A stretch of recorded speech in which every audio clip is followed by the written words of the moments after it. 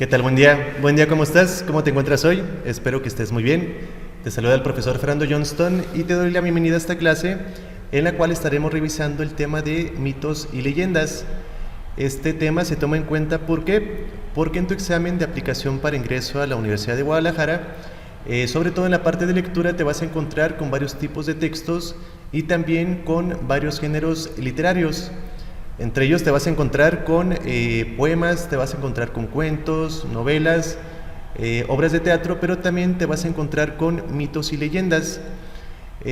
Comúnmente tendemos a confundir ciertas características de mito y leyenda, pero vamos a ver que ambas comparten características muy diferentes.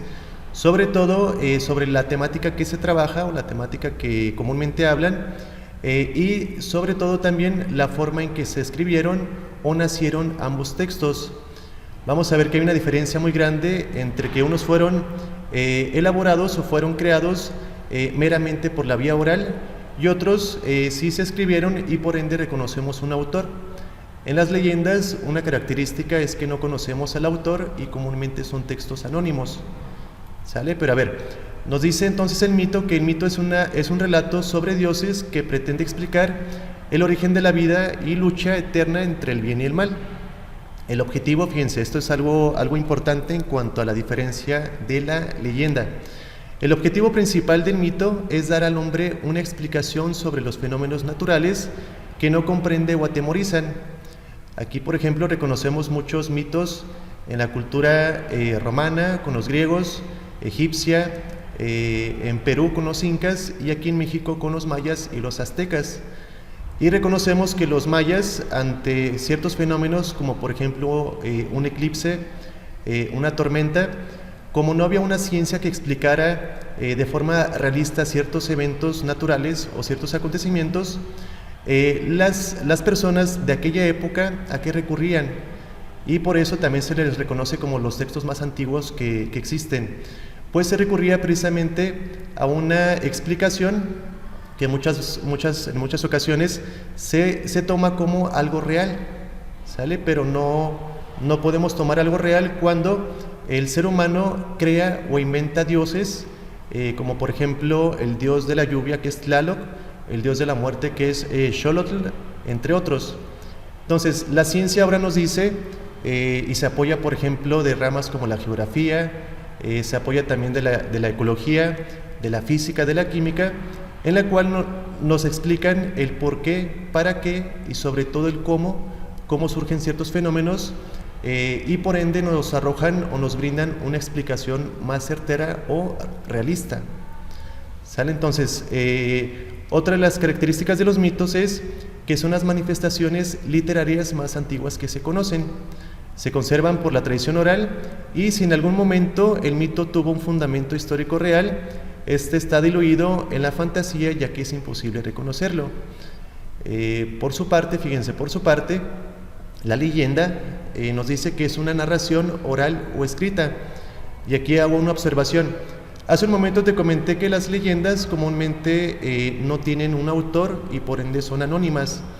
Y por ende también nacen meramente de la vía oral. Pero ¿por qué dice aquí que es una narración oral o escrita? Porque hay personas que se dedican precisamente a recabar esas leyendas, las escriben y es como conocemos una antología de puras leyendas, pueden ser de Guadalajara, pueden ser de la Ciudad de México, pueden ser de Oaxaca, Chiapas, etcétera, ¿sale? Pero entonces reconocemos que la leyenda nace de la vía oral. También nos menciona que es una narración que se escribe en prosa o en verso de apariencia más o menos histórica, con un mayor o una menor proporción. Es una creación colectiva que se va recreando con el transcurso del tiempo. Nadie puede saber cuándo y quién inició una leyenda. Aquí hay que tomar en cuenta también una característica importante en cuanto a que las leyendas comúnmente son contadas vía oral de una generación a otra. Y por ello, fíjense, nos dice otra característica. Su oralidad permite que cada receptor se convierta en un nuevo emisor. O sea, esa persona a la cual se le cuenta cierta leyenda, él después se vuelve emisor porque va a contar esa historia, o puede que cuente esa leyenda, digamos, a su hijo, a su nieto, y es como se pasa de generación en generación. ¿Sale? Y también nos dice que su oralidad permite, o es totalmente libre de añadir elementos a lo que él oyó, lo que va a resultar en nuevas versiones de una misma leyenda según sea el tiempo o la persona que lo relate. ¿Sale? Entonces, otra vez, vemos que una diferencia muy grande es que los mitos pues comúnmente nos van a hablar sobre dioses, sobre la creación del mundo, sobre la creación de las cosas, la creación del ser humano, entre otros elementos, y tiene esta carga temática. Las leyendas, por su parte, comúnmente las asociamos a temas como de fantasmas, terroríficos, un tanto misteriosos, entre otros. ¿Sale? Pero fíjense, vamos a ver cuántos tipos de mitos existen, y a su vez vamos a pasar a leer algunos de ellos. Vamos de igual forma a dar otra definición de mitos, en donde nos dice que un mito es un relato que refiere a unos acontecimientos en los cuales encontramos a seres sobrenaturales, tales como dioses, semidioses, héroes, monstruos, personajes fantásticos, entre otros, que buscan dar una explicación a un hecho o fenómeno que antes no se comprendía. ¿Sale? Nos dice que los mitos forman parte del sistema de creencias de una cultura o de una comunidad donde se les considera como historias verdaderas. Aquí hace un momento les comentaba que sí, tanto los mitos como leyendas se toman como una verdad, ¿sale? Pero a su vez comparten algo de fantasía, ¿sale? No es totalmente cierto lo que nos cuenta un mito. También hay que tomar en cuenta que de la palabra mito nace un concepto que conocemos como mitómano. Y un mitómano, ¿quién es? Una persona que comúnmente miente y en ocasiones o muchas de las veces se cree sus mentiras. ¿Sale? También nos menciona que al conjunto de mitos de una cultura se le denomina mitología. Y vamos a pasar entonces a los tipos de mitos que existen.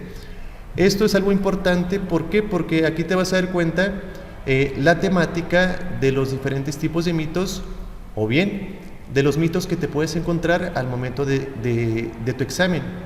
Sí, aquí lo importante es que reconozcamos si ese texto pues es un mito, si es una leyenda, si es un cuento, si es una novela o qué es. Pero lo importante es que cuando leas ese mito tú vas a saber diferenciar si es un mito cosmogónico, un mito teogónico, antropogónico, etiológico, entre otros.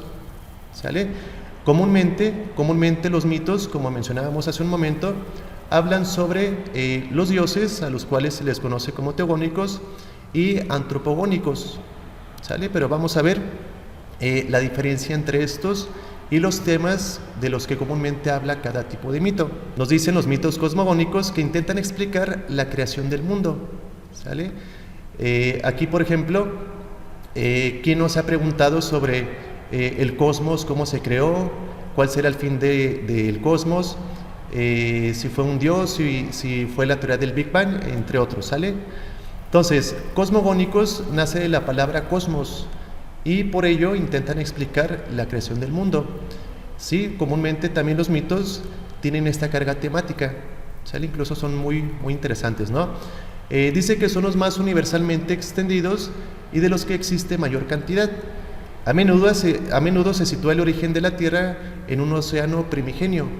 A veces una raza de gigantes, como los titanes, desempeña una función determinante en esta creación.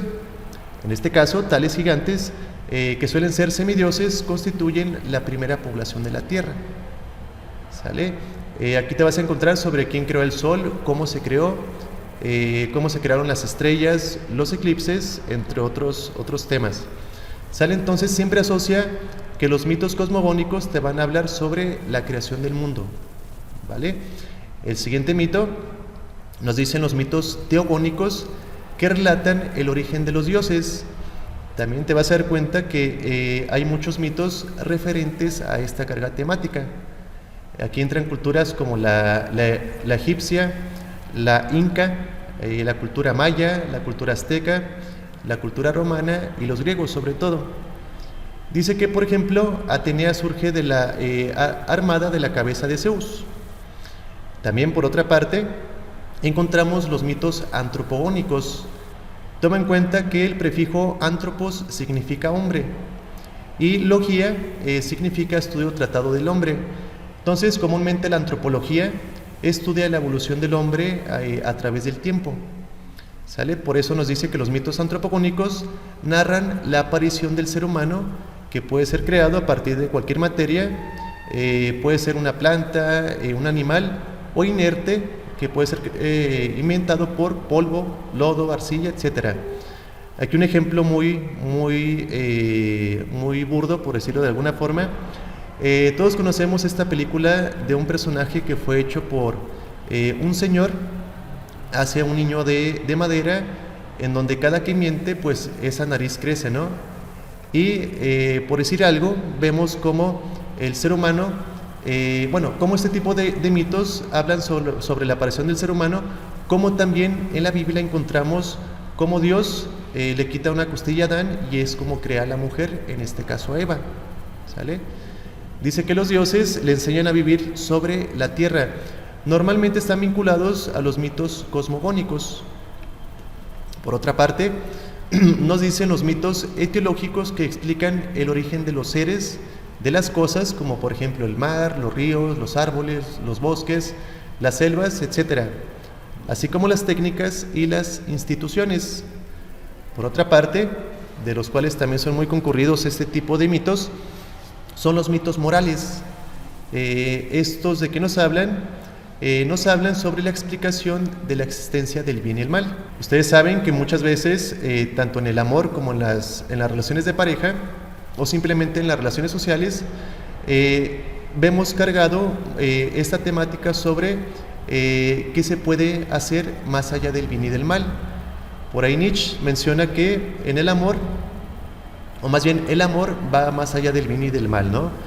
Pero los mitos o este tipo de mitos pues hablan comúnmente sobre la moralidad en cuanto a los actos buenos y los actos malos, y cómo en la sociedad pues aplicamos también este tipo de conductas morales, sobre si ciertos actos que yo hago pasan por buenos, y también recordemos que Aristóteles asocia lo bueno con la felicidad, y el mal pues comúnmente a poco no nos cuidamos sobre no dar apariencias malas o no hacer actos malos, porque podemos ser juzgados tanto por, no sé, por un Dios, por la iglesia, como por las leyes en cuestiones legales, ¿sale? Entonces, comúnmente la carga de este tipo de mitos morales pues enseñan al hombre precisamente a distinguir entre el bien y el mal, y sobre todo de los actos que cometemos, si son buenos o malos, ¿sale?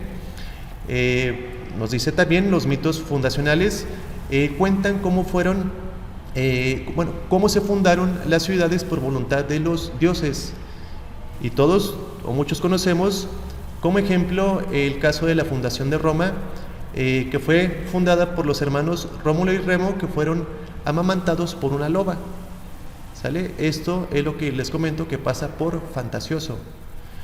Y por último encontramos los mitos escatológicos, en donde incluso pues aquí vemos muchas películas de ciencia ficción o series de ciencia ficción en donde anuncian el futuro o el fin del mundo incluso. Dice que siguen teniendo una amplia audiencia. Estos mitos comprenden dos clases principales, según el elemento que provoque la destrucción del mundo, que puede ser el agua, el fuego, y a menudo están vinculados a la astrología. La inminencia del fin se anuncia por una mayor frecuencia de eclipses, terremotos, tsunamis, incluso diluvios y toda clase de catástrofes naturales que aterrorizan a los humanos. Sale un clásico ejemplo que lo vemos en la Biblia y muchas películas que se han desarrollado, es el famoso Apocalipsis. ¿Sale? Entonces, hasta aquí llegamos a los tipos de mitos, y es donde te menciono que comúnmente en la aplicación de tu examen, sí, lo importante es reconocer si el texto que me colocan es un mito, es una leyenda, es una novela, es un cuento o poema, pero ya que identifiquemos ese mito, ahora vamos a saber pues si correspondió a un mito cosmogónico, que ojo, eso es algo que no te van a preguntar, simplemente digamos que por cultura general yo ya voy a saber que ese mito, pues, si habla sobre la creación del mundo, pues es un mito cosmogónico. O bien, si el mito que yo leí me comienza a hablar sobre seres humanos que llegan a la Tierra, la comenzaron a poblar, pues estoy leyendo un mito antropogónico. ¿Sale? Vamos a pasarnos ahora a un ejemplo, vamos a pasar a dos textos que corresponden a dos mitos de la cultura maya y azteca. Como bien este texto nos menciona, lleva como nombre cómo se hizo la tierra. ¿Sale? Desde aquí ya sabemos a qué tipo de mito corresponde, ¿no? Si habla sobre la creación de la tierra. Y estamos hablando precisamente sobre un mito etiológico, ¿sale? Que explica el origen de los seres, las cosas, las técnicas y las instituciones. ¿Sale? También toma en cuenta que en psicología, pero también en medicina, se le llama etiología sobre cuál es el origen de una enfermedad. Acá en psicología lo reconocemos sobre si una persona comienza con síntomas depresivos, síntomas ansiosos, síntomas que tienen que ver que tienen que ver con la alimentación, sobre la anorexia, la bulimia, la vigorexia, entre otros. Siempre se pregunta cuál es la etiología, o sea, cuál es el origen de dicho trastorno o de dichos síntomas. ¿Sale? Entonces, nos pasamos a leer este mito de la cultura azteca que lleva como nombre cómo se hizo la tierra. Y nos menciona, ojo, que aquí lo importante es que echemos un ojo y prestemos atención sobre la carga temática y si realmente se apega, pues a que este mito pues me va a hablar meramente sobre la creación de la tierra, ¿no? Que por ello le llamamos mito etiológico. Este mito nos menciona que según algunas tradiciones muy antiguas, la tierra fue creada por dos dioses, Quetzalcóatl, la serpiente emplumada, y Tezcatlipoca, el espejo que humea. Para ello bajaron del cielo a una deidad femenina llamada Tlalteu, que tenía las articulaciones llenas de ojos y de bocas con los cuales mordía fieramente. Al descender se encontraron con que todo estaba cubierto de agua, aunque no sabían quién la había creado. La diosa se puso a caminar sobre ella y al ver esto los dioses se dijeron, es necesario que hagamos la tierra. Inmediatamente después ambos se convirtieron en dos enormes serpientes que entraron al cuerpo de la diosa, Tezcatlipoca por la boca y Quetzalcóatl por el ombligo, y se juntaron en su corazón, que era el centro de la tierra. Luego uno tomó a la deidad del pie derecho y la mano izquierda, y el otro el pie izquierdo y la mano derecha, y tiraron de ella tan fuertemente que la partieron en dos. Con la mitad posterior hicieron la bóveda del cielo y con la anterior la superficie de la tierra. Esta conducta de Quetzalcóatl y Tezcatlipoca disgustó enormemente a los dioses, que descendieron del cielo para consolar y compensar a la diosa de la tierra por el daño que había sufrido. Ordenaron entonces que todos los frutos necesarios para la vida de los seres humanos salieran de ella. Así, de sus cabellos brotaron los árboles, las flores y las hierbas de mayor tamaño. De su piel salieron las hierbas y las flores más pequeñas. De sus múltiples ojos surgieron los pozos, las fuentes y las pequeñas cavernas. De sus numerosas bocas se formaron los ríos y las grandes cavernas. Finalmente, de sus hombros y de los agujeros de su nariz crecieron las montañas y los valles. Fíjense cómo nos habla de la creación de todas las cosas, ¿no? Y esta diosa lloraba algunas veces durante la noche, pues quería alimentarse con corazones humanos, y no se calmaba hasta que se los daban. Tampoco quería dar frutos si no era rociada con sangre humana. Aquí incluso nos está hablando sobre posiblemente el origen o la etiología de los sacrificios que hacían en la pirámide del Kukulcán para ofrecérsela a los dioses. Y aquí vemos representada Tlalteu, deidad de la tierra, con el signo de los ojos y colmillos en las articulaciones.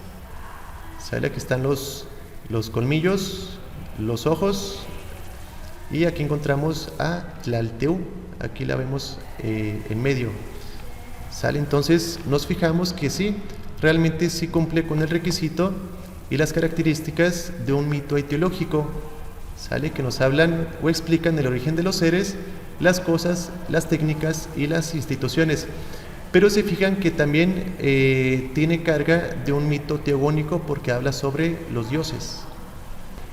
Vamos a leer el siguiente mito, que lleva como nombre el Tlalocan, y nos menciona: El dios del agua, Tlaloc, tenía un aposento dividido en 4 estancias, correspondientes a los 4 puntos cardinales y ubicado en medio de un gran patio donde había 4 grandes tinajas de barro llenas de agua. El agua de la primera era muy buena, de ella llovía cuando criaba el maíz y las otras plantas alimenticias, y el agua llegaba en buen tiempo. El de la segunda tinaja era mala. Cuando llovía, de esa se criaban telarañas en las mazorcas, que se ponían negras. Cuando caía el agua de la tercera, el maíz se helaba, y cuando caía la de la cuarta, el maíz no graneaba y se secaba. Para hacer llover, el dios del agua había creado muchos ayudantes pequeños de cuerpo que vivían en las habitaciones de su casa.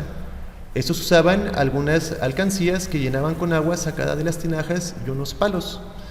Cuando Tlaloc los mandaba a regar alguna región, tomaban sus alcancías y sus palos y derramaban el agua según se les había ordenado. Los truenos se producían cuando quebraban las alcancías con los palos y los rayos se escapaban entonces de ellas. ¿Sale? Aquí vemos representado el Tlalocan, el paraíso del dios de la lluvia, que corresponde a Tlaloc. ¿Sale? Entonces, hasta aquí dejamos la explicación de los mitos y nos dimos cuenta también que este mito que acabamos de leer corresponde pues meramente a un mito teogónico. ¿Sale? No habla sobre el origen de los dioses, pero sí nos habla sobre la función del dios Tlaloc. Nos vamos a pasar ahora a lo que es una leyenda, pero sobre todo a la lectura de ambas leyendas que son muy conocidas, al menos aquí en la ciudad de Guadalajara. Vamos a comenzar con 2 leyendas que tienen que ver con el famoso Panteón de Belén. Si no, te recomiendo que vayas a estos recorridos nocturnos y te vas a encontrar con 2 tumbas muy famosas, la famosa tumba de Nachito y la tumba del árbol del vampiro. Y nos menciona esta leyenda, que también me interesa que veas ahora la carga temática que maneja la leyenda a diferencia de un mito. Hace un rato te mencionaba que las leyendas tienen esta carga como fantasmagórica, misteriosa, entre otros, ¿sale? Nos dice que la tumba de Nachito, Ignacio Torres Altamirano le tenía pavor a la oscuridad y a los lugares encerrados. Cuenta la leyenda que el niño debía dormir con la luz encendida y las ventanas abiertas. Murió a los 5 años y fue enterrado en el Panteón de Belén en 1882. Al día siguiente, el velador del panteón encontró el ataúd fuera de la tumba, por lo que volvió a enterrarlo. Lo mismo pasó durante varios días, hasta que los papás pues pensaron que se trataba de un mensaje de su hijo, para decirles que tenía miedo de estar en la oscuridad. Así que adoptaron la tumba y dejaron el ataúd por fuera, para que el niño pudiera descansar en paz. Ahora los visitantes dejan juguetes en el lugar y hay quienes dicen que Nachito les hace bromas, que los juguetes se mueven solos o que se escucha la voz del niño en el panteón. ¿Sale? Se fijan cómo nace este relato de algo realista, por eso se confunde y se puede tomar como algo real. Cómo comienza el texto o la narración con una temática realista, pero cómo se brinca a lo fantasioso, ¿se fijan? Y recuerden que no hay un autor como tal, comúnmente son anónimos y se transmiten vía oral de generación en generación. Otra toma muy famosa es la del famoso árbol del vampiro, que dice: cuentan que hace muchos años llegó a Guadalajara un hombre misterioso, pues siempre estaba vestido de negro y solo salía a la calle por las noches. Su llegada coincidió con la aparición de animales y jóvenes muertos con 2 pequeñas marcas en el cuello. Esto generó el rumor de que había un vampiro en la ciudad. Los vecinos sospecharon del hombre misterioso, por lo que le tendieron una trampa y lo mataron clavándole una estaca en el pecho.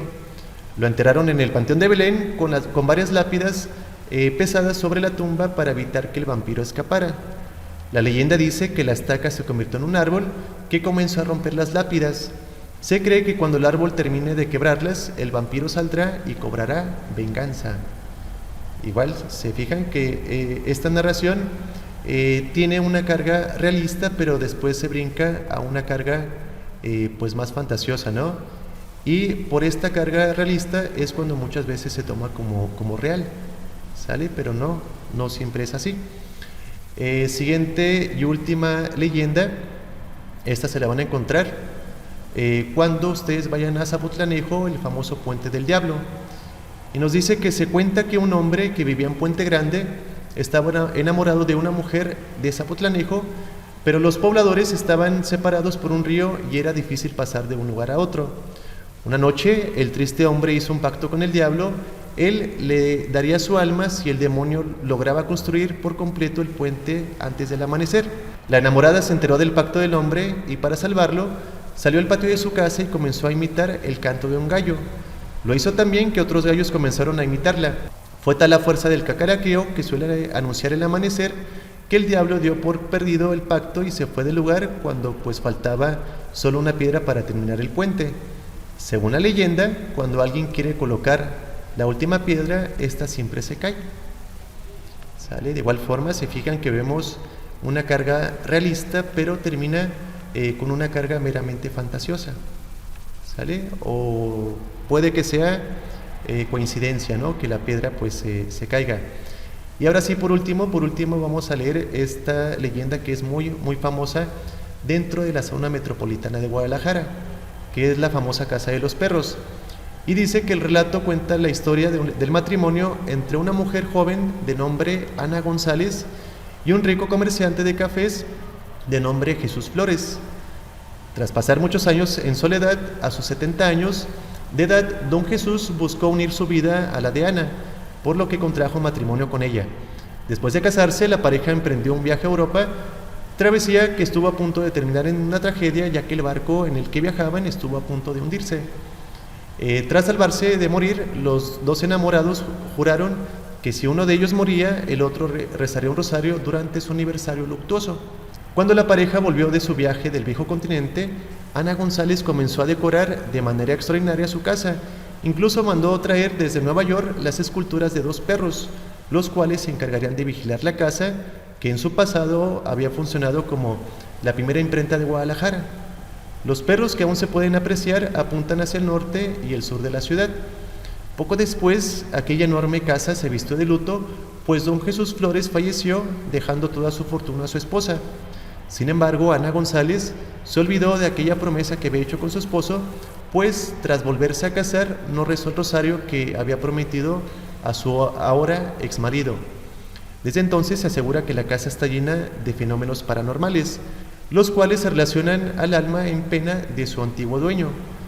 La leyenda continúa y se dice que aquella persona que logra entrar a la casa de los perros a medianoche y rece en el centro de la casa un rosario por el alma de don Jesús, mientras alumbra con una veladora, recibirá de alguna forma las escrituras de la casa. Se dice que varias personas han intentado entrar a la casa de los perros y cumplir con este ritual. Sin embargo, su valentía ha terminado a la hora de realizar el novenario, pues una voz de ultratumba responde a esos rezos. La casa pasó por varios dueños, pero ninguno se quedó con ella. Por tanto, se quedó abandonada hasta que en la década de los 90 el Ayuntamiento de Guadalajara compró la propiedad y rindió homenaje a su pasado, volviéndola el Museo de Periodismo y las Artes Gráficas, que lo conocemos como el famoso MUPAG. ¿Sale? Entonces, vimos esta gran diferencia entre la temática de un mito y una leyenda. Los mitos comúnmente, si encontramos a un autor, son escritos y también se transmiten vía oral. La leyenda no, la leyenda comúnmente el autor es anónimo, se desconoce y su creación es meramente oral y se pasa de generación en generación, y es como se conservan las leyendas. ¿Sale? Y por último, pues también vimos que en cuanto al mito, pues existen varios tipos de mitos y no siempre hablan sobre los dioses. Se despide de ti el profesor Fernando Johnston, esperando verte en próximos videos y que estés bien. Te deseo buen día. Hasta luego.